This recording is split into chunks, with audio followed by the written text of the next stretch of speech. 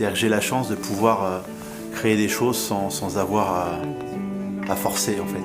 Et d'aller chercher, d'aller puiser dans mon environnement, dans un regard, dans une matière première, de quoi me nourrir pour créer des choses qui font peut-être qu'aujourd'hui ce restaurant et en tout cas mon activité plaît aux gens. Vous savez, j'ai commencé ma carrière grâce à un tuteur qui s'appelait Gabriel Biscay, qui était un meilleur ouvrier de France, qui venait prendre son café dans le bistrot de mes parents le matin. D'être né derrière un comptoir, c'est une chance, parce que dans un café, il passe toutes sortes de gens. Vous pouvez avoir les boueurs aux chefs d'entreprise, vous avez tout ce monde-là qui se réunit autour d'un comptoir. Et dans ce monde-là,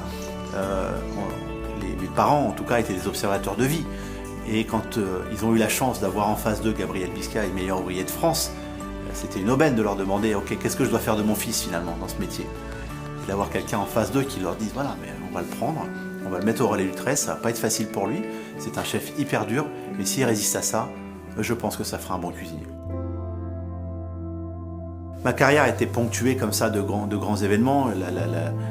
La chance d'avoir représenté la France au Bocuse en 99, par exemple, ça a été un moment fort de ma carrière.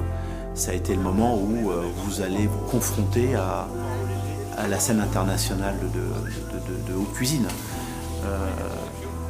La chance peut-être d'avoir fini second aussi. Je pense que j'ai été le premier Français à finir second finalement. Et ça m'a permis de me rapprocher de Paul Bocuse d'une façon extraordinaire. C'est devenu un ami très proche. On se parle très régulièrement au téléphone. Ça a été aussi la chance qu'il me file un coup de main pour prendre ma première place de chef. Très difficile d'obtenir une première place de chef. Je suis plutôt né sous une bonne étoile. La preuve aujourd'hui, j'en ai même 3 qui brillent au-dessus du Meurice. Et ça se concrétise par... Je les ai eu en 2007. Voilà. Ça a été un moment très fort dans ma vie, quoi, parce que, pour tout vous dire, je l'ai appris d'une façon assez particulière, parce que j'étais parti en vacances aux États-Unis avec mes enfants. Et dans un parc d'attractions comme ça, j'ai mon téléphone qui a sauté de ma ceinture et j'ai perdu mon téléphone.